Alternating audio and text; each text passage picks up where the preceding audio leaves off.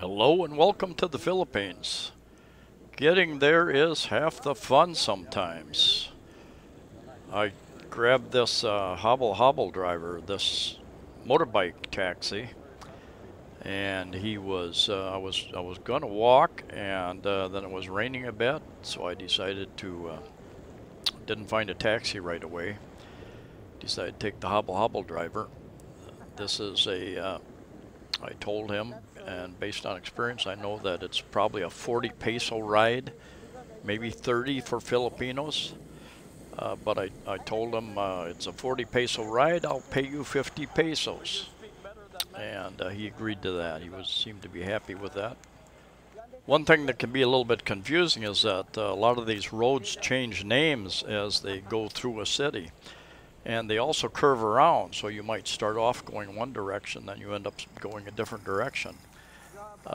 This road, basically it comes from down by the Radisson Hotel, which is right next to SM Mall, and it's 4-lane, almost all the way, except for going up over a bridge.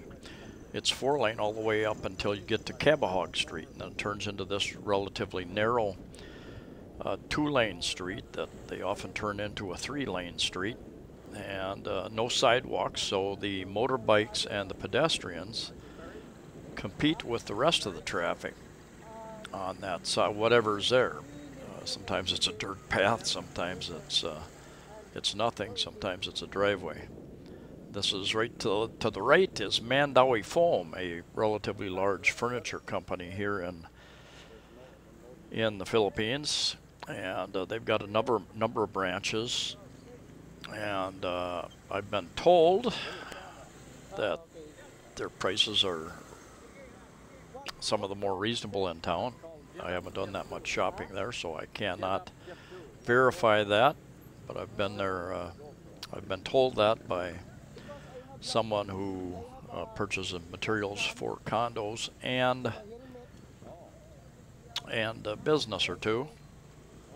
And she may get a better discount because of that.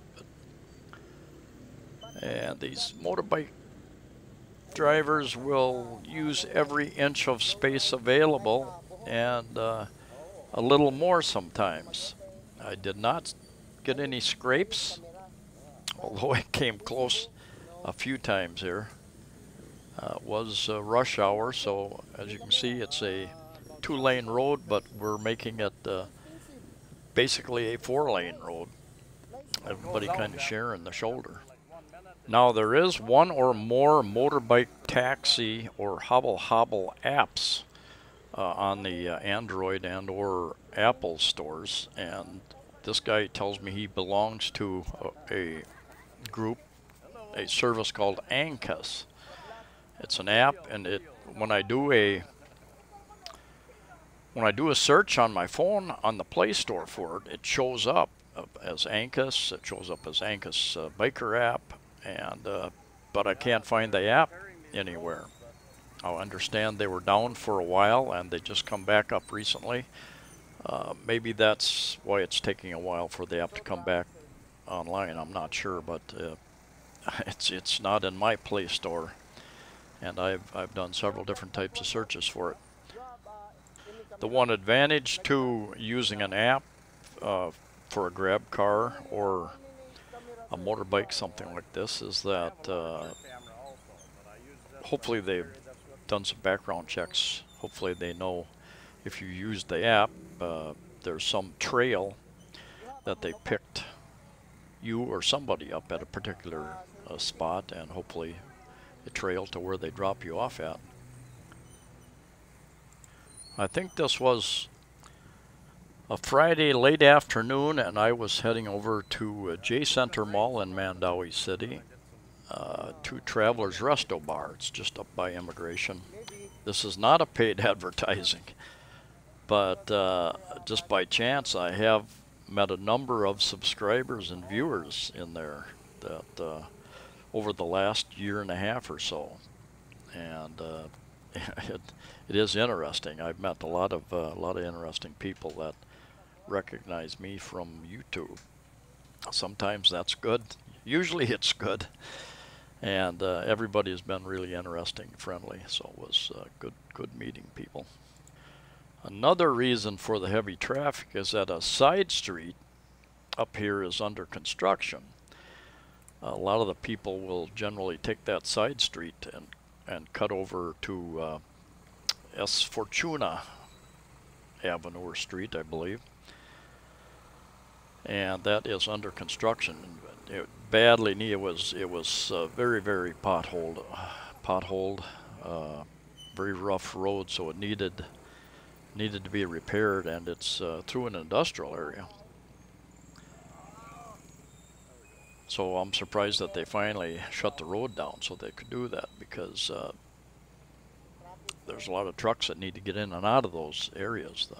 They probably had to just find a secondary spot to make their deliveries for a week or so while that was being repaired.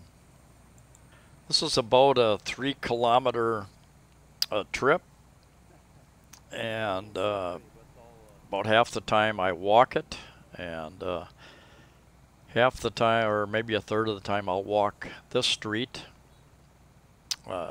Depending upon if it's a really rush hour traffic, I usually don't walk it. It's just too many vehicles there. I'll usually take a little longer route where there is more sidewalk and more space to walk. See, a little bit tight, a little bit close to the knee there. But I did survive this trip, as I have all others. I have been in the Philippines almost, 3 years in February, so I will probably be taking a trip out. You need to leave. You can stay on a tourist visa. You can keep renewing it for 1 month, 2 months, or 6 months at a time, up to 3 years. Then you have to leave the country at least you got to leave and then you can come back. I will probably, since I have to leave, I will probably take a trip towards the end of the year someplace, and I really hate to pay for a trip and not see something while I'm gone other than just an airport terminal. I've got a friend who's going to be working in Vietnam for a while, so I may take a trip there, and may stop over into Cambodia to see Siem Reap, the temples over there. This is kind of in the back of my mind. It would be nice to spend a couple of weeks just traveling a couple other countries, 2 or 3 anyway, get a feel for them. I need to do some research. It is so easy to come in and stay in the Philippines. I need to do some research. I think in Vietnam, you either need to get your visa in advance, or you can apply for it in advance and then pick it up when you arrive there. Problem is that if you arrive and it's not ready yet, you might have to just sit and wait a day or 2 or who knows how long. I've talked to a number of people who have visited Cambodia, who have lived there, who have worked there, and almost everybody has told me that Thailand is making it more difficult, more expensive to stay there. I think the last guy told me that you have to make a border run. You need to leave the country every 2 months, I believe. You know, there again, they've got different types of visas, and you can get longer term visas. But the normal person just comes in and is going to stay there, needs to go outside the country every 2 months. That could tend to be a bit of a hassle after a while, I would think. I understand you can probably pay services to help you with those trips. I don't know the details.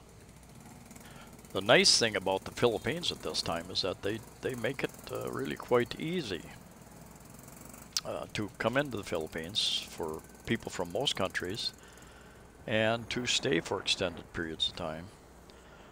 Now, I have been told, I haven't found it, I've searched the Philippine immigration website, I've been told that you can get a 6-month visa when you arrive at the airport the first time. I have not found that information on the internet, so I don't know. I don't know the details, but you would have to have Philippine pesos, enough Philippine pesos in cash to do that. And you can certainly ask, instead of getting that initial 1-month visa, ask if you can get a 2-month or a 6-month if you're planning on staying that long.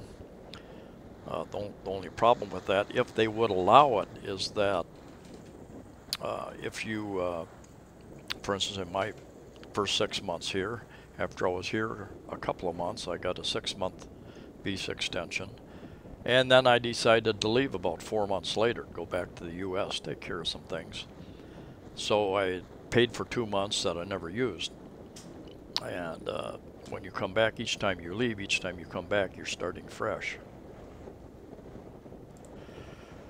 One problem with many government websites and business websites as well is that they're not kept real well up to date.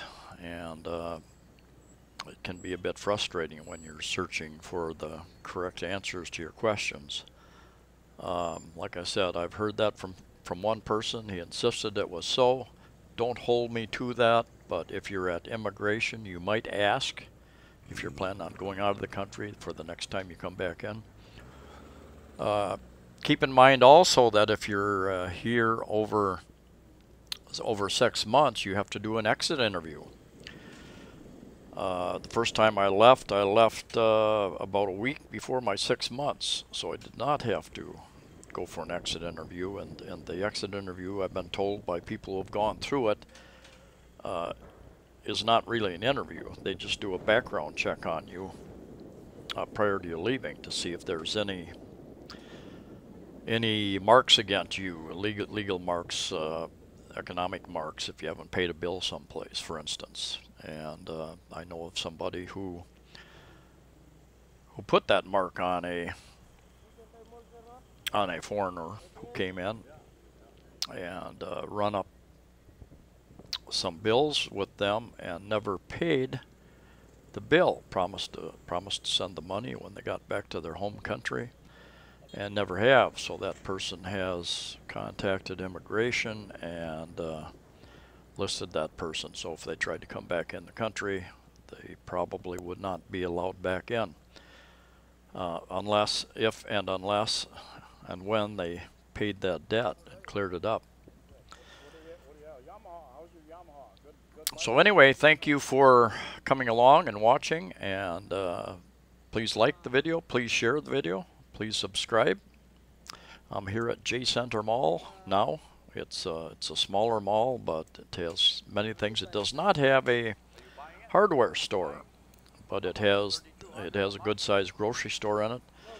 Lots of restaurants, clothing stores, electronic stores, and that's where the main immigration office is here in Cebu City. So thanks for coming along, and we'll see you next time.